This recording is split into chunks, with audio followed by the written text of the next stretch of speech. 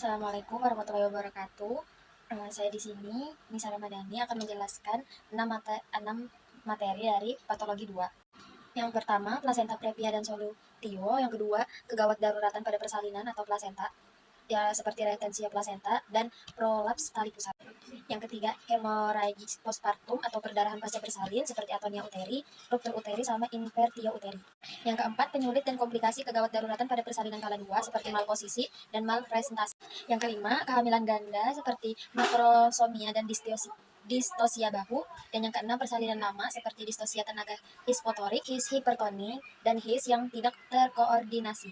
Yang pertama, saya akan menjelaskan pada materi persalinan dengan plasenta previa dan solusio plasenta. Pengertian plasenta previa yaitu plasenta yang letaknya abnormal pada segmen bawah uterus sehingga menutupi sebagian atau seluruh pembukaan jalan lahir, yang dimana kondisi plasenta tersebut berimplementasi menutupi sebagian atau seluruh segmen pada bagian bawah. Plasenta previa ada 4 macam. Yang pertama, normal plasenta, marginal, partial, dan total. Resiko plasenta previa yaitu dari usia lebih dari 35 tahun terjadi sklerosis pembuluh darah yang kecil sehingga dapat menyebabkan sistem aliran darah ke endometrium tidak merata, kemudian menjadi kurang subur. Yang kedua, multiparitas, yaitu makin tinggi paritas ibu maka semakin menurun kualitas endometrium. Yang ketiga, yaitu ada riwayat SC. Sayatan SC dapat mengakibatkan perubahan atrofi pada desi 2 dan berkurangnya vaskularisasi. Yang keempat, ada riwayat kuretage, yaitu luka yang dalam pada dinding endometrium yang bisa mengakibatkan gangguan vaskularisasi pada desi 2 sehingga kesuburan pada dinding endometrium semakin berkurang. Yang kelima, ada riwayat plasenta previa. Yang ibu yang memiliki riwayat plasenta previa memiliki resiko 12 kali lebih besar untuk mengalami plasenta previa kembali. Yang keenam, ada kehamilan ganda.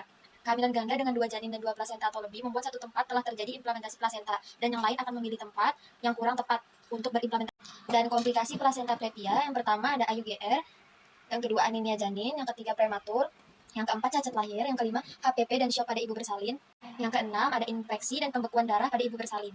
Memasuki materi solusio plasenta, itu terlepasnya plasenta dari implementasi yang normal dari uterus sebelum janin dilahirkan. Faktor risiko solusio plasenta, yang pertama usianya lebih dari 35 tahun, kedua multiparitas, ketiga riwayat solusio plasenta, yang keempat polihidramnion, yang kelima APD. Adapun gejala solusio plasenta yaitu adalah perdarahan pada ibu hamil. Selain perdarahan, ada gejala yang lain menyertai solusio plasenta seperti kontraksi rahim yang berlangsung lama, nyeri perut dan punggung, perut atau rahim terasa lemas dan denyut jantung cepat, tekanan darah rendah, pergerakan janin berkurang atau tidak ada sama sekali. Komplikasi solusio plasenta seperti shock, hipolemik, pertumbuhan janin dalam kandung terganggu karena pasokan oksigen dan nutrisi terhambat, kelahiran prematur, berat badan bayi rendah, gangguan pembekuan darah, histerektomi, dan bayi lahir mati atau stillbirth. Dan materi yang kedua yaitu kegawat daruratan persalinan. Yang pertama ada retensio plasenta atau definisinya tertahan atau belum lahirnya plasenta selama 30 menit setelah bayi lahir. Yang pertama plasenta adesiva, yang kedua plasenta akreta, yang ketiga plasenta inkreta, yang keempat plasenta perkreta, yang kelima plasenta incarcerata. Faktor resiko retensio plasenta, yang pertama usia lebih dari 35 tahun, multiparitas, plasenta previa atau riwayat plasenta previa, overditensi rahim atau gemeli, makrosomia atau hidromin. Yang kelima, persalinan lama. Komplikasi retensio plasenta ada 3, yang pertama atonia uteri, dan kedua ruptur uteri, dan ketiga inversio uteri.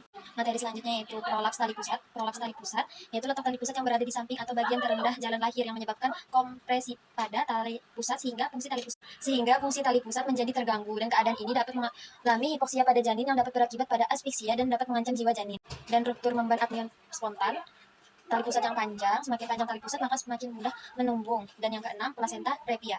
Ada riwayat plasenta previa. Terdapat bradikardia janin DJJ kurang lebih dari 100 kali per menit dan hipoksia janin ditandai dengan gerakan janin yang jarang dan lemah. Komplikasi prolaps tali pusat, yang pertama infeksi intrapartum pada ibu dan gawat janin atau seperti DJJ dan gerak janin. Materi selanjutnya itu plasenta res atau sisa plasenta yang tertinggal bagian plasenta yang di dalam uterus yang menyebabkan terjadinya perdarahan postpartum. Komplikasi pada plasenta res yaitu polip plasenta atau plasenta yang tumbuh dan dapat menjadi besar, anemia yang berkelanjutan, infeksi perineum, dan kematian akibat perdarahan. Materi ketiga yaitu postpartum hemorrhage. Definisi perdarahan pasca bersalin yaitu ada 2, perdarahan minor, kehilangan darah 500 sampai 1000 mili, dan yang kedua perdarahan major, kehilangan darah lebih dari 1000 mili. Dan yang sekunder terjadi setelah 24 jam pasca bersalin dan 6 sampai 12 minggu postpartum. Faktor resiko dan etiologi perdarahan yaitu faktor resikonya lebih dari umur 35 tahun, obesitas, grand multipara, abnormalitas uterus, kelainan darah. Manajemen aktif kala 3 yaitu pemberian oksitosin setelah bahu anterior bayi lahir, tegangan tali pusat terkendali, dan masase uterus setelah plasenta lahir. Diagnosis dan manajemen perdarahan persalinan dapat dikenali dengan perdarahan dan pemeriksaan terarah untuk mengetahui penyebab. Yang pertama, menghitung jumlah darah yang hilang sejak bayi lahir, lihat tanda dan gejala, dan takikardi dapat menjadi gejala awal terjadinya perdarahan. Oksitosin merupakan treatment yang paling efektif untuk menangani perdarahan pasca bersalin. Atonia uteri adalah suatu kondisi di mana miometrium tidak dapat berkontraksi, dan bila ini terjadi, maka darah yang keluar dari bekas tempat melekatnya plasenta menjadi tidak terkendali. Kompresi bimanual ada dua, yang pertama internal, yang kedua eksternal. Ruptur uteri adalah dinding rahim yang mengalami robekan akibat cedera yang terjadi selama proses persalinan normal. Ini terjadi karena pergerakan bayi pada jalan lahir saat persalinan normal. Gejala dan tanda ruptur uteri yang pertama nyeri paru, dua bradikardia janin, ketiga lingkar perut bertambah, keempat hilangnya kontraksi rahim, kelima takikardi dan syok pada ibu, keenam perdarahan per pagi. Inversio uteri adalah kejadian terbaliknya uterus bagian dalam ke arah luar sehingga bagian fundus uteri dipaksa melalui serviks dan menonjol ke dalam atau keluar dari vagina.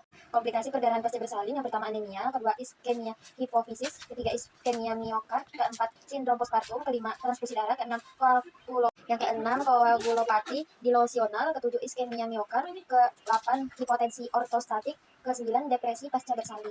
Materi selanjutnya makrosomia, distosia bahu dan kehamilan ganda. Makrosomia yaitu bayi dengan berat badan 4.000 gram lebih atau tanpa melihat umur kehamilan, disebut bayi mikrosomia. Ibu dengan hiperligemia berisiko melahirkan bayi makrosomia 8 kali lebih besar. Etiologi makrosomia, pertama faktor genetik, kedua kenaikan berat badan ibu yang berlebih, yang ketiga ibu hamil yang menderita diabetes mellitus. Komplikasi makrosomia, yang pertama insiden kelainan kongenital, penyulit persalinan dalam pervagina atau distiosia bahu, perdarahan postpartum, laserasi jalan lahir, yang ketiga peningkatan cedera. Yang kelima, tingkat depresi nilai Apgar yang lebih tinggi, keenam peningkatan resiko kelebihan berat badan pada masa selanjutnya. Penata laksanaan makrosomia pada ibu dapat dilakukan untuk taksiran berat janin hingga 5.000 gram pada ibu tanpa diabetes, itu pada persalinan normal. Penata laksanaan makrosomia pada bayi yaitu asuhan BBL dan mengkaji keadaan kesehatan pada bayi dengan mengobservasi keadaan umum dan vital serta memeriksa kadar glukosa darah. Selanjutnya, distosia bahu yaitu kegawat daruratan obstetrik yang terjadi selama persalinan pervagina. Faktor resiko distosia bahu, yang pertama riwayat distosia bahu, usia ibu yang lebih dari 35 tahun, makrosomia, DMJ, IMT yang lebih dari. Tanda klinis distosia bahu yaitu meski sudah berusaha sekuat tenaga dan gerakan yang tepat, traksi pada kepala bayi tidak mampu melahirkan bahu yang masih berada di cranial symphysis pubis. Materi selanjutnya yaitu kehamilan ganda. Kehamilan ganda atau gemeli adalah satu kehamilan dengan dua janin. Kehamilan yang terjadi dari satu telur disebut gemeli monozigotik atau disebut juga inetik homolog. Kehamilan kembar monozigotik yaitu jenis kelaminnya sama, rupanya sama, golongan darah sama, cap tangan dan kaki sama, plasenta 1, korion 1, amnion 2 atau plasenta 1, korion 1, amnion 1. Kehamilan kembar dizigotik yaitu jenis kelamin tidak selalu sama, perasaan seperti kakak beradik, golongan darah tidak selalu sama, cap tangan dan kaki tidak sama, plasenta 2, korion 2 dan amnion 2. Kembar siam yaitu bayi yang terlahir dampit terjadi pada sel telur yang dibuahi membelah, kemudian terjadi gangguan dalam pemisahan tersebut. Etiologi kehamilan gemeli yaitu bangsa atau riwayat, keluarga keturunan, umur, dan paritas sering mempengaruhi kehamilan dua telur. Tanda gejala gemeli yaitu TFU tidak sesuai dengan usia kehamilan, mual muntah berat karena hormon HCG meningkat, palpasi abdomen, mendapatkan 2 atau lebih bagian tubuh yang besar. Bayi kembar yang dilahirkan sebelum usia kehamilan 35 minggu 2 kali lebih sering menderita HMD dibanding dengan bayi tunggal yang dilahirkan pada usia kehamilan yang sama. HMD adalah hyaline membran atau yang dikenal sebagai respiratory distress syndrome. Materi selanjutnya yang kelima ada persalinan lama atau distosia kelainan tenaga atau HIS. Persalinan lama menurut WHO yaitu berlangsung lebih dari 24 jam yang disertai dengan kontraksi uterus rintik dan reguler serta dilatasi serviks. Pada primigravida berlangsung 24 jam, lebih dari 24 jam, sedangkan pada multigravida berlangsung lebih dari 18 jam. Tanda klinis pada ibu yaitu gelisah, letih, suhu badan meningkat, berkeringat, nadi cepat, pernapasan cepat, dan meteorisme. Faktor predisposisi yaitu primigraviditas, ketuban pecah dini ketika serviks masih tertutup, keras dan belum mendatar, analgesia dan anesthesia yang berlebihan pada fase laten. Kelainan kekuatan HIS dan mengejan, yang pertama inersia uteri yaitu HIS yang lemah, ada dua macam, yang pertama inersia uteri primer atau hipotonik, dan yang kedua inersia uteri sekunder. HIS yang lemah dapat menimbulkan bahaya bagi ibu maupun janin karena tanpa HIS yang kuat dan baik, tidak dapat merangsang pembukaan pada serviks sehingga bayi dapat mengalami fetal distress. 2. HIS terlampau kuat atau hipertonik uterine contraction menyebabkan persalinan yang sangat cepat jika kurang lebih dari 3 jam. Walaupun HIS kuat, tetapi apabila terdapat CPD maka dapat terjadi kalah 1 lama dan menyebabkan trauma cerebri pada janin. Yang ketiga, incoordinate uteri action, yaitu tidak ada koordinasi kontraksi bagian atas, tengah, dan bawah yang menyebabkan HIS tidak efisien dalam mengadakan pembukaan. Kontraksi uterus yang tidak menentu dan tidak adekuat tidak dapat membantu serviks untuk mendatar dan membuka, sering terjadi partus lama. Diagnosis penunjang persalinan lama yaitu pemeriksaan USG untuk mengetahui letak janin dan pemeriksaan lab untuk mengetahui kadar Hb untuk mengidentifikasi apakah pasien menderita anemia. Materi yang keenam, penyulit dan komplikasi pada persalinan kala 2. Posisi janin, hubungan antara bagian janin dengan bagian kiri, depan, belakang lintang dari jalan lahir. Posisi janin normal, yang pertama oksiput anterior kiri, yang kedua oksiput anterior, yang ketiga oksiput anterior kanan. Posisi janin tidak normal, yaitu posisi oksiput melintang atau depth transversi ares. Kegagalan putaran paksi dalam. Penyebab malposisi yaitu kegagalan rotasi kepala atau putaran paksi dalam. Kelainan bentuk panggul, antropoid menyebabkan posisi oksiput di posterior, menyebabkan posisi oksiput melintang. Polihidramnion atau oligohidramnion dan gemeli. Resiko dari malposisi yaitu peluang persalinan per vagina cukup. Malpresentasi adalah semua presentasi janin selain vertex, yaitu kondisi di bagian anatomi janin yang masuk terlebih dahulu ke pelvic inlet adalah bagian lain selain pada kondisi normal, presentasi janin ditemukan adalah presentasi vertex. Vertex merupakan bagian kepala janin yang terletak di antara fontanel anterior dan fontanel posterior.